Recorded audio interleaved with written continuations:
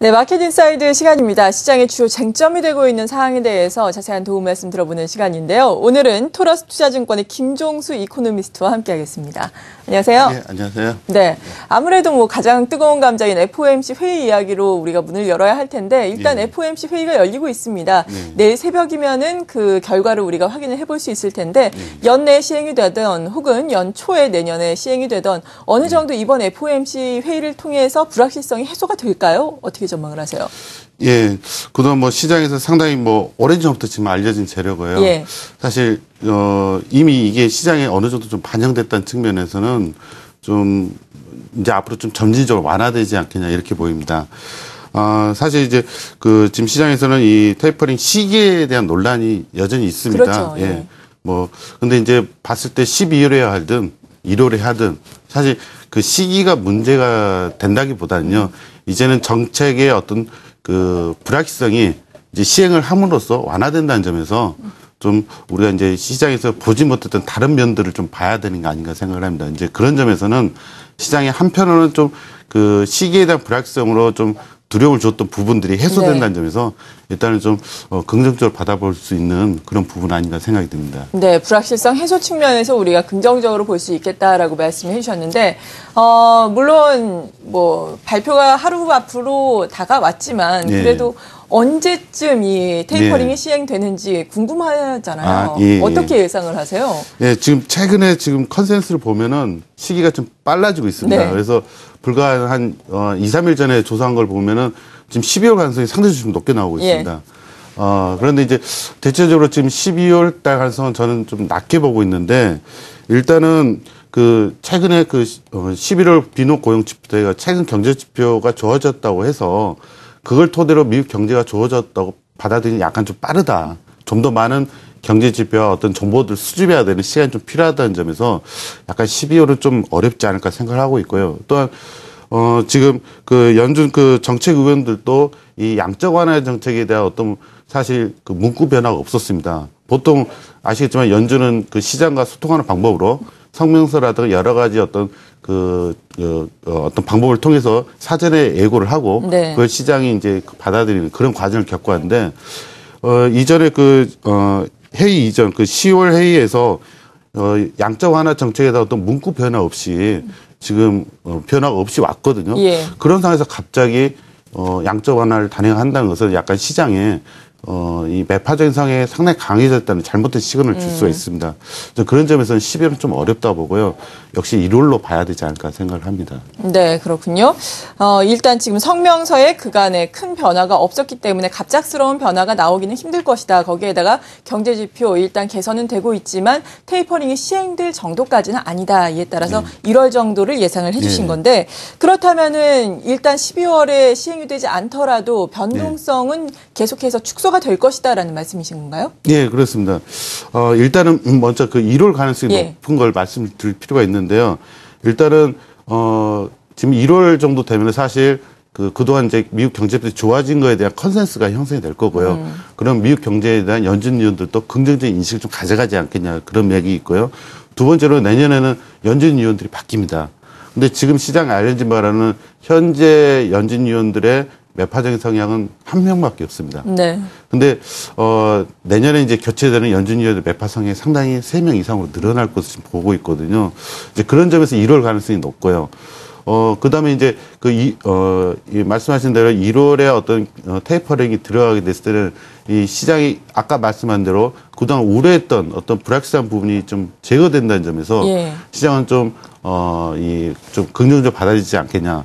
그동안 이제 미국 시장은 사실 이 테이퍼링에 따라서 금리가 좀 오르락내리락 하는 그런 모습을 보여줬거든요. 금리가 오르락내리락 하면서 어떤 이 미국 주식시장에도 좀 부정적인 영향을 사실 조금 미쳤고요. 근데 이제 테이퍼링이 들어간다는 의미는 미국 금리 상승의 변동이 사실 좀 제한될 수가 있고요. 그에 따라서 주식시장은 그러면 테이퍼링이 들어가는 배경, 즉 미국 경제가 좋아지고 있구나에 대한 긍정적인 해석을 하지 않겠냐. 그러면은 이제는 금리 상승에 대한 부담보다는 사실 미국 경제가 좋아져서 기업 실적이 얼마나 늘어날 거냐. 여기에 대한 관심을 좀 더 많이 가져갈 것으로 보여요. 그렇다면 사실 주식시장에는 좀 긍정적인 재료가 되지 않겠냐 그렇게 보입니다. 네, 금리의 변동성도 좀 낮아지면서 주식시장에도 긍정적인 재료가 될 것이다라고 말씀해 주셨는데 예. 이러한 저금리 환경이 계속해서 이어질 것이다라고 그렇다면 보시는 거죠? 예, 그렇습니다. 네.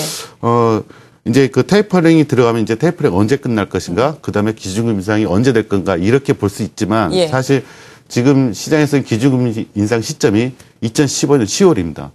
상당히 먼 미래의 일이죠. 그렇죠. 예, 그러다 보면 이제 과연 금리는 어떻게 될 건가가 예. 포커스인데요.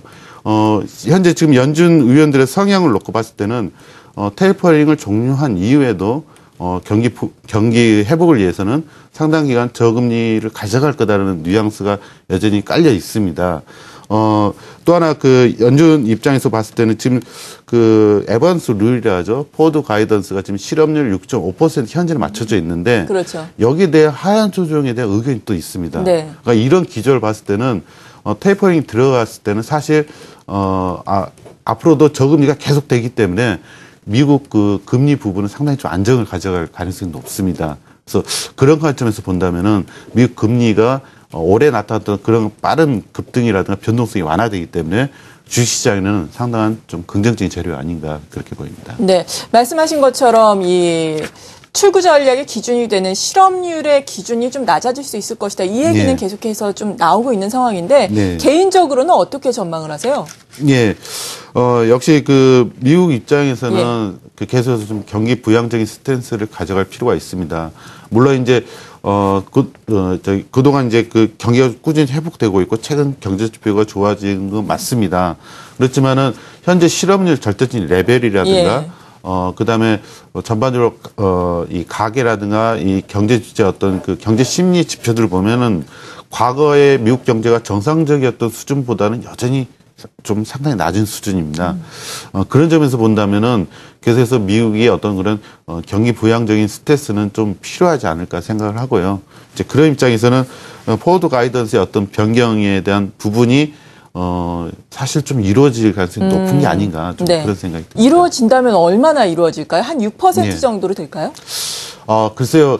제 생각에는 뭐 에반스 루처럼 뭐 어떤 어떤 명확한 6.5%라는 그런 수치를 제공하기보다는요. 예.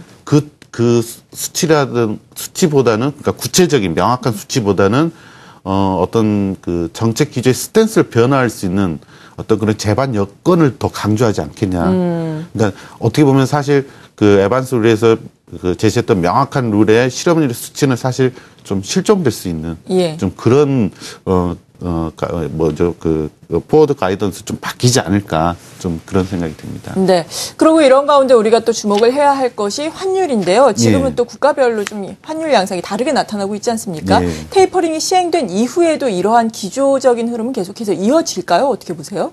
예. 사실 그 올해 환율을 보면은 전반적으로 달러 강세였다라고 볼 수가 있습니다. 예. 물론 이제 우리나라는 이렇게 약간 소폭의 강세긴 했지만은 전체적으로 러시아라든가 브라질 이런 자원 국가들 역시 이 상품 가격 약세로 인해서 달러에 대해서는 약세였고요. 또 우리가 이제 많이 들었던 터키라든가 인도네시아 이런 신흥국, 이 펀더멘털 취약한 신흥국이라든가 그에 준한 신흥국 모두 달러에 대해서 약세였습니다. 다시 말해서 올해 외환 시장은 미국의 어떤 그런 금리 상승과 그에 따른 달러 강세에 대한 기대감으로 인해서 전반적으로 달러 강세 흐름이었거든요. 사실 내년에도 그러한 기조는 크게 바뀌지 않을 것 같습니다. 예. 말씀드린 것처럼 내년에 테이퍼링 종료 이후에 전후로 해서 기준금리 인상에 논란이 불거질 수가 있고요. 그럼 미국 국제금리가 하반기 후반에 좀 한 단계 올라갈 수가 있거든요. 그런 점에서는 전반적으로 달러 강세 흐름이 좀 유지될 것으로 보이는데 다만 이제 말씀드린 것처럼 이제 연초에 내년 상반기 정도에는 테이퍼링이 단행이 되면서 불확실성이 해소되고 예. 그에 따라서 미국 금리가 안정이기 때문에 단기적으로는 좀 달러의 약세 국면이 좀 나올 수 있는 좀 그런 국면으로 좀 정리를 해볼 수 있을 것 같습니다. 네, 테이퍼링 이슈에 따라서 단기적으로 달러 약세 국면이 나올 수 있겠지만 결과적으로는 예. 장기적으로 보자면 달러 강세 국면은 이어질 것이다라는 말씀이신 예. 거죠. 그리고 이제는 서서히 테이퍼링 이슈보다는 다른 이슈들에 주목을 해야 할 때다라고 앞서서 서두에서 말씀을 해주셨는데 네. 다른 이슈라고 한다면 대표적으로 또 경기 모멘텀을 꼽을 수 있지 않겠습니까? 네, 여기에 대한 기대감은 어느 정도까지 가져가면 좋을까요? 예, 사실 시장에서는 이 미국 경제 지표가 좋아지면은 예. 사실 경기가 좋아지는 의미이지 않습니까? 근데 사실 시장은 미국 금리 급등하고 달러에 대한 두려움으로 먼저 받아들였거든요. 그러니까 경제 지표가 좋아지고 이 통화 정책 정상화에 대한 해석을 많이 하지를 않았습니다. 네. 근데 테이퍼링이 단행되면서 미국 금리가 안정이 됐을 경우는 역시 이제 시장에서는 그럼 경제가 좋아지는 거에 의미를 두지 않겠냐. 다시 말해서 미국 기업들이 과연 이제 얼마만큼 좋아질 건가. 여기에다 비중을 좀 더 많이 두지 않겠냐. 이렇게 보입니다. 이제 그런 점에서는 미국뿐만 아니라 이제 유로라든가 일본, 선진국 좋아지는 정도, 또 중국이 과연 어떤 경기 모멘텀을 보여줄 거냐에 대한 이런 경기에 대한 어떤 그런 모멘텀에 더 시장은 이제 무게 중심을 둘 것으로 보이고요. 그런 점에서 봤을 때는 전반적으로 지금 꾸준히 앞으로 선진국뿐만 아니라 중국도 시장의 두려움은 있지만은 순환적인 관점에서 시크릿한 관점에서 회복이 예상되기 때문에 글로벌 경기 개선에 따른 어떤 금융시장 여건은 조금 더 좋아지지 않겠냐 이렇게 보입니다. 네, 그렇군요. 그렇게 되기를 좀 기대를 하면서 이 코너는 여기서 마무리를 짓도록 하겠습니다. 토론스투자증권의 김종수 이코노미스트였습니다. 감사합니다.